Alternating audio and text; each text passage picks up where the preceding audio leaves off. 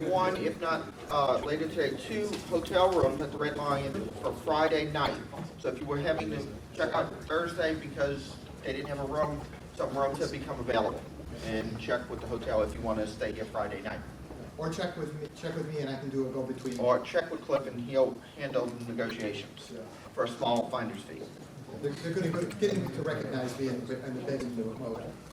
Okay, we have 2 sessions coming up. The first one is applications, well, this is applications in education stream. The first one is the use of TCL/TK and NLab Virtual Anatomy Laboratory by Cindy, Mike, Steve H, and Steve L.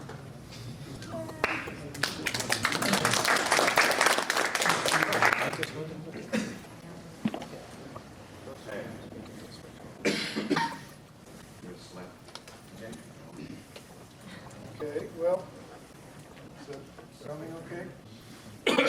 We presented on the NetLab project last year. This year, we're giving more detail on the use of Tickle in the system. Last year's was just mostly a show and tell. Just to give some background, this will be a tag team presentation, so I'm just going to start out with some background and sort of a general overview and then a demo. Then we'll switch to the others. The NetLab system is an online virtual anatomy laboratory. It's based on a data set that was created at the National Library of Medicine back in the mid-90s. There had been a call from the medical imaging community for a sort of a canonical standard data set that the National Library would put out that would provide very high resolution 3D image reference data on human anatomy. They set out a contract.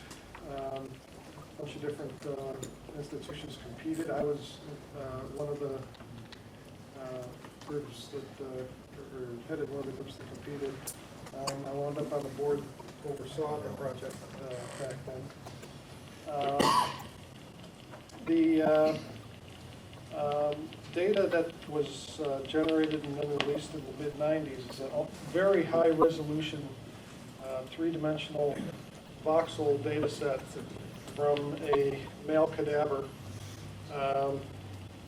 The way the data was acquired was through a process called cryosectioning. So this cadaver had been frozen solid with liquid nitrogen, I believe, and a big milling, specially engineered milling machine would grind away a millimeter from the surface, and then it'd be wiped clean and alcohol would be sprayed on it and photographed and continue, so that you only had one chance through the data. The end result was a big snow cone, basically, at the end. That paints a picture. The end result was 1,871 cross-sections, ultra-high resolution color images through the body. And many institutions across the country did various projects with that data, just doing mostly medical imaging. A couple groups used it to put together anatomy atlases. The primary one was from the group in Colorado that actually created the image data, and they even today sell that anatomy atlas on DVD. The data set's 15 gigabytes of image data for the single male cadaver, and so that made it difficult for many projects that tried to do web-based interfaces to the data, and usually those were very rudimentary. They only used low-resolution images and were hardly interactive at all, if at all, in terms of giving a useful tool for educators.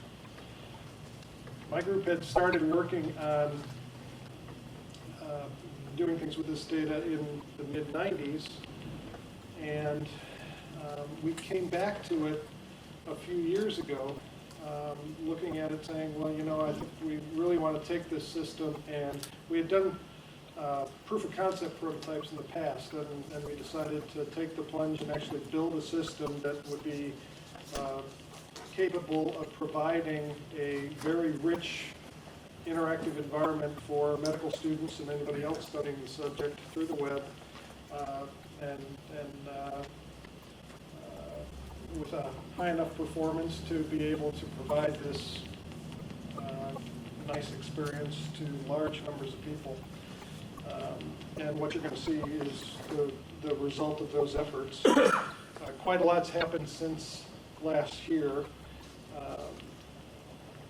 The Atlas has several interesting technologies integrated. We use cutting-edge XHTML, HTML5, and AJAX techniques, and later you'll hear some of the details of how we use Tickle in various ways in implementing these techniques. The interface was designed to be very intuitive. When you're dealing with medical students, first of all, you have a very short or very small window of opportunity to get their attention.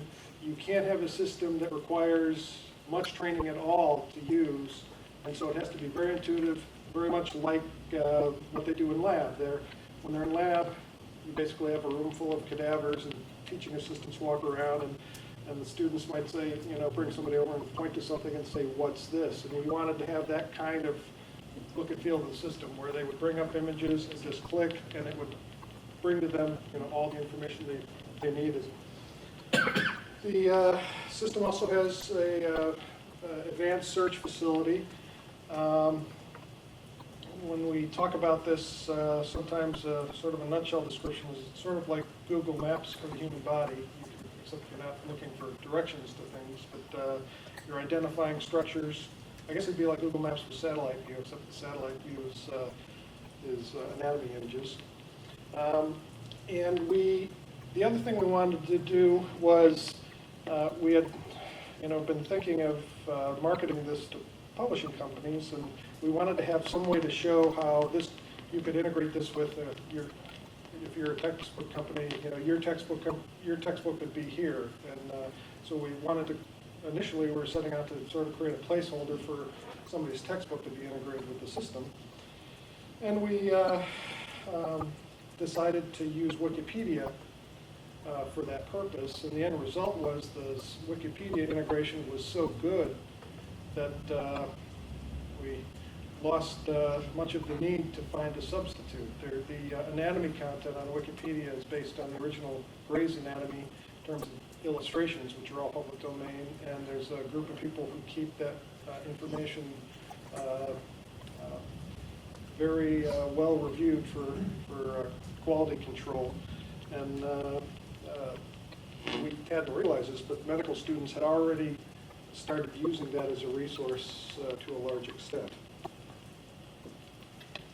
A big part of this project, and a big part of the problem in building a system like this, is the problem of annotation. You can generate a large amount of image data, but image analysis, image recognition technologies have not matured nearly to the point where you can automate very well much of the job of identifying structures. So it's still the case where we have to have experts that manually go in and annotate the image data. And so a big part of our project involves creating tools and workflows for doing this task. And in fact, it's a never-ending task. We wind up, regions that have been annotated get re-annotated in more detail.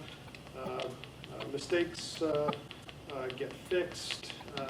Structures that are pretty much every structure in the body is a composite structure, so you make a decision to what level you're going to group things, and then later on there are reasons to sub-annotate that region, and so we wind up doing areas to more and more detail.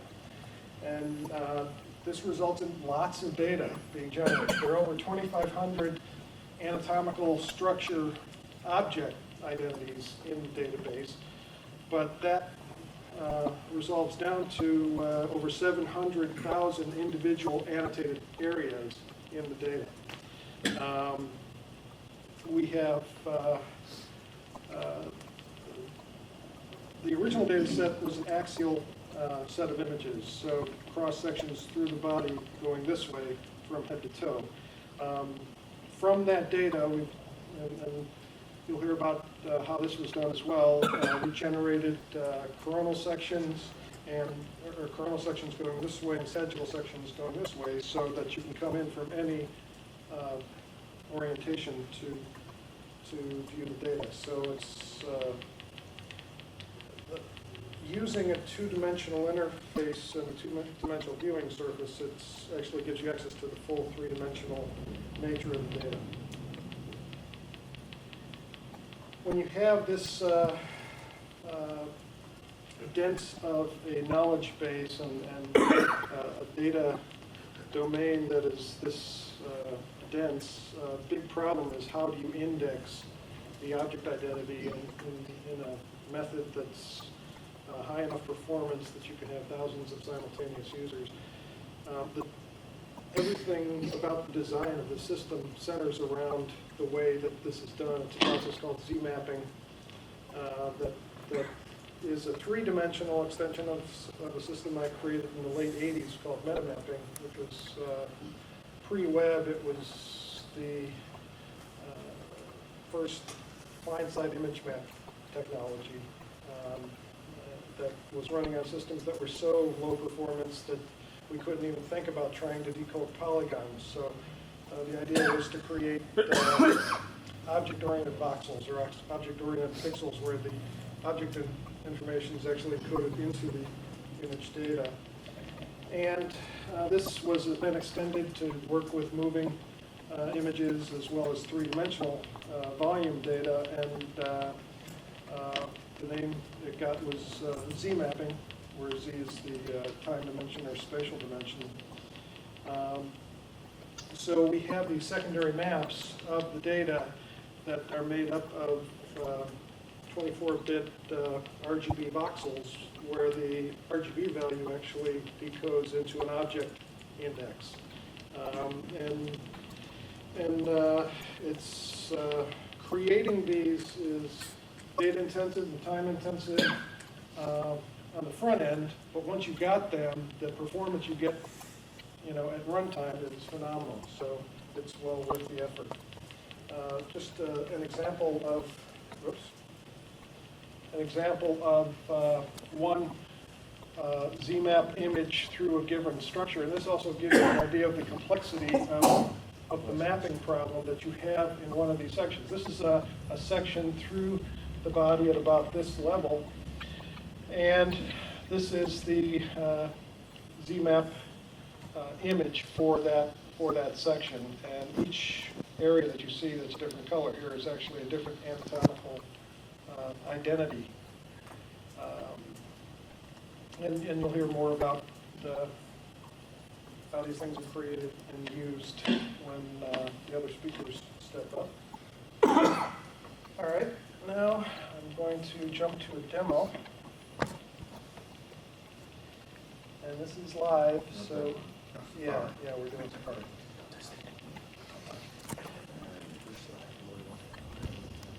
Session timed out, so we gotta log back in.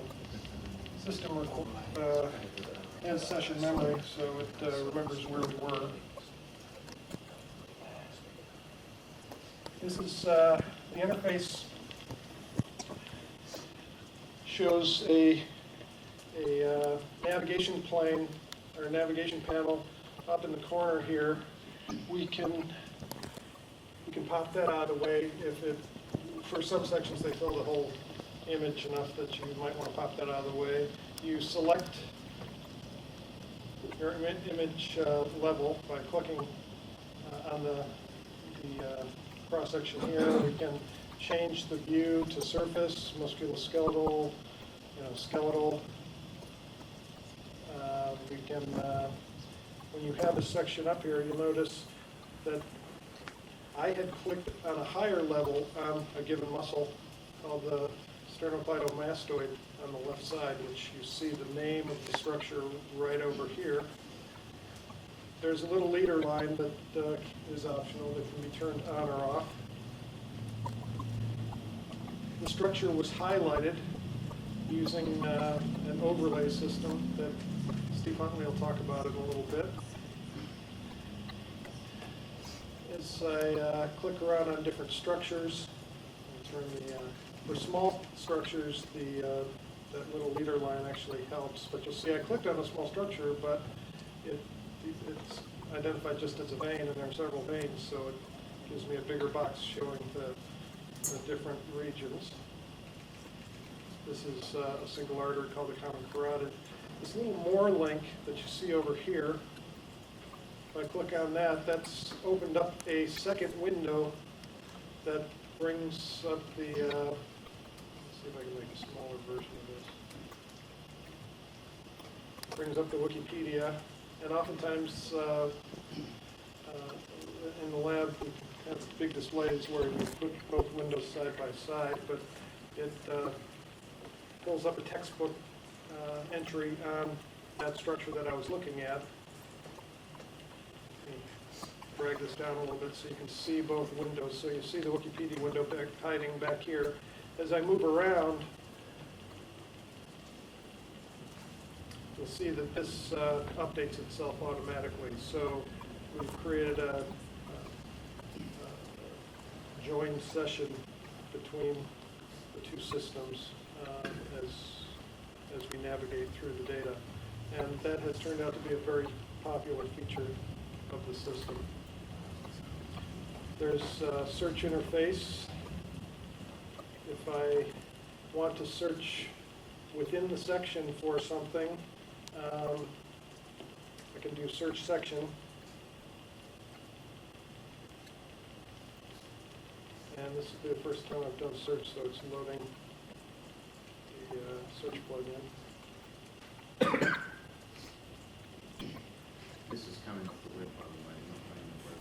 Yeah, this is entirely live, and everybody knows the problems we've had with the network here, so some of the delay is not representative of the system running in its normal environment. So I did search section and didn't enter a name, and so it pulls up a dialog or a pick list of all the anatomical structures in this section. This is really useful to med students who want to quiz themselves on their knowledge of the section. They'll see a structure and they wonder, well, do I know what that is? And you click on it, and the system identifies it and finds that section. And so I could go in and search for nerves. I could search for individual structures. So we've been looking at this axial, this cross-section. If I want to change my orientation, I can go to a coronal section. And you'll notice that that structure that was very large in the axial section actually is quite small here when looked at in coronal section. Another thing to notice is this pink area here gives a indication of the range of that structure within the body in terms of maximum X, Y, and Z ranges. So that you'll know that if you're clicking anywhere in there, you're going to find that structure highlighted.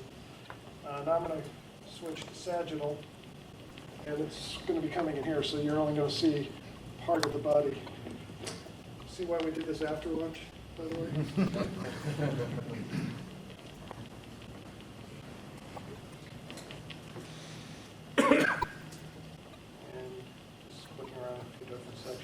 You can also move section by section.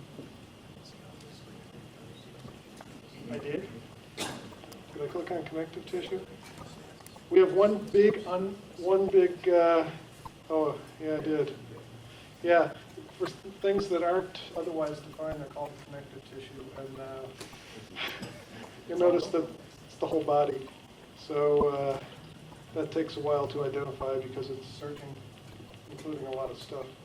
Anyway, I can move, can sort of step through. And again, this comes through a lot faster with a little more bandwidth.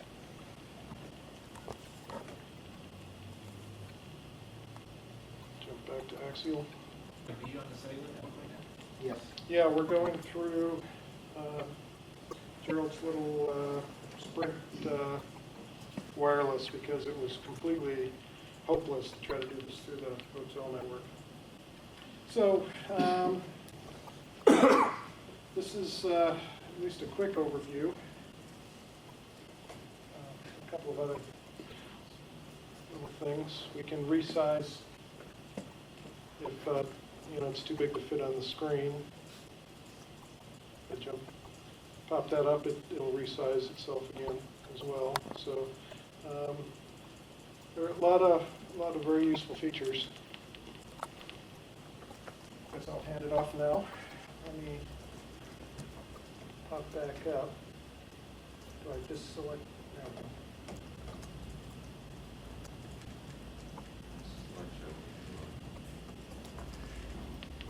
Okay. So I'll now hand off to Cindy, who will talk about the annotation process.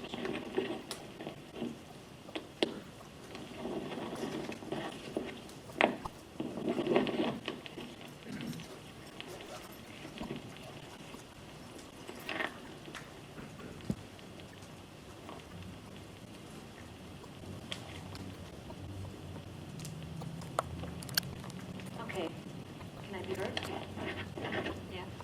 Okay, so this next part is the annotator, or the annotator program that the annotators use. The screenshot here is the annotator program at four times zoom of the ethmoid sinuses. This is all written in Tickle TK, and let's see, it's basically just a drawing program that zooms, copies, edits, and logs the annotations. The team this summer, as Mike said, we annotate all year, but during the summer we have a high concentration of annotations. And this summer our team was our lead anatomist, a neuroanatomist, 7 med students, our 2 data specialists, and did I say the 7 med students? Oh, okay. And a programmer. That's me. Let's see. Okay, this is another example of another annotation. Here we're carving out the orbital gyri right here out of the frontal, which was out of the frontal lobe right. So there's a frontal lobe right annotation that was previously done that we're now trying to carve out a new annotation. An annotation then becomes, an annotation is really just a name of the object and the points define the polygon. We then write that to a text file, and these tags, but we can't just have a name and the points. We also need these processing tags to know what to do with these annotations once we get them for processing. So these processing tags, we have one you can see right away, is that when the annotator drew it, he needed to decide if he wanted to draw them using splines or using line segments. So in this case, we're using smoothing because of the shape of the object lends itself to the smoothing option in the polygon drawing. And again, it's one of the options that once we turned on, it never really got turned off. Now they almost always draw with the smoothing option on. I want to talk about, yeah. And then another processing tag we talk about is an overwrite option. Let's see. Overwriting basically is just if you want to overwrite a specific object. Here we only wanted to overwrite the frontal lobe, something or other. What did I just call it? Frontal lobe, right? So in this case, the overwriting preserves inner objects like this in this vein here. So these are inside the frontal lobe, and we didn't want to overwrite those. But also, it's very hard for the annotators to preserve outer edges. So if they just draw it a little further out, they can then preserve, and then say just only overwrite frontal lobe, but then they can preserve these edges here. There's also another object here that's not a frontal lobe that again got preserved here. Again, this would have been very hard for them to draw exactly this curve here, because then even just a straight pixel or two would mess up our image maps.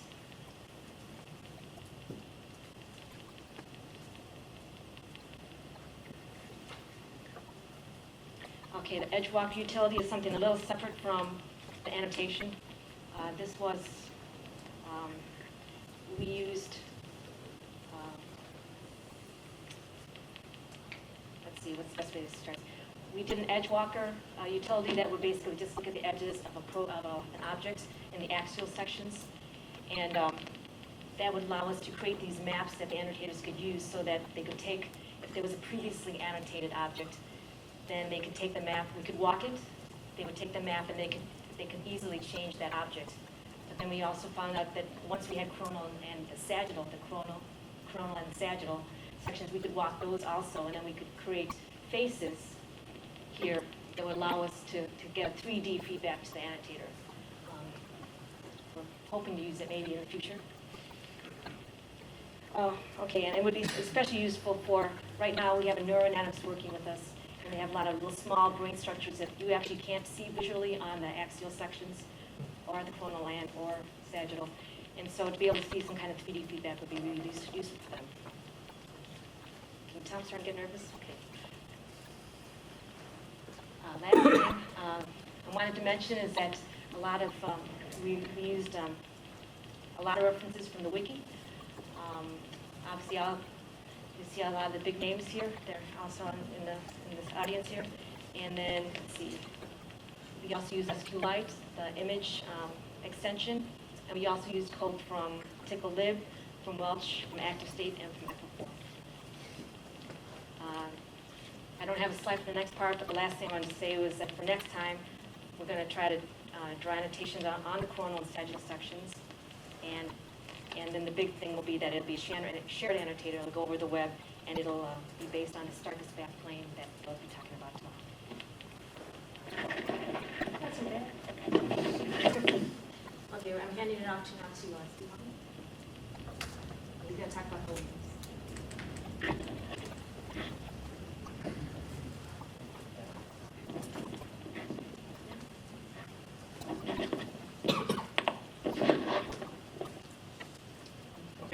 I'm Steve Huntley. I work with Mike and Steve Lenners and Cindy on the AnetLab project. And the annotating is the fun part. It's like a video game part. We get to draw the polygons. From my point of view, what we have to do is, after the definition of the data part, is processing the data, as much front-end processing as we can manage to make it easy and responsive on the web end. And the challenge facing us is just the huge amounts of data that have to be processed. We mentioned Z-mapping. Let me go back a little bit here. Yeah. Now, starting from the polygons, our desired end result is an overlay image. This is a screenshot from the website. What we have here is a JPEG image of the overall slide, which is loaded as a background image in the web browser.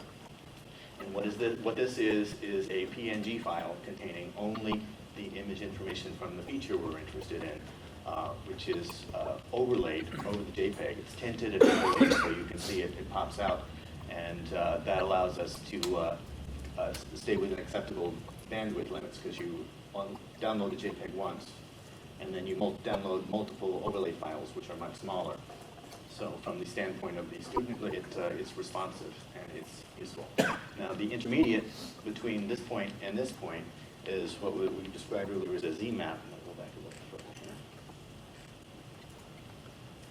here. The technique of Z-mapping is theoretically simply a database. It's intended to be a read-only database of very large amounts of information, where the idea is you can quickly reference a single point in a large three-dimensional volume and retrieve a value from that point.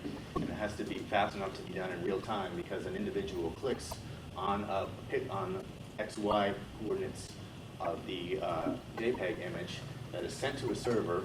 The ZMAP, we have a ZMAP database reader, which in real time references our database, grabs an image, a descriptive identifier saying what the student just clicked on, and then that information is sent back to the browser, where a JavaScript routine fetches the proper overlay and overlays it on.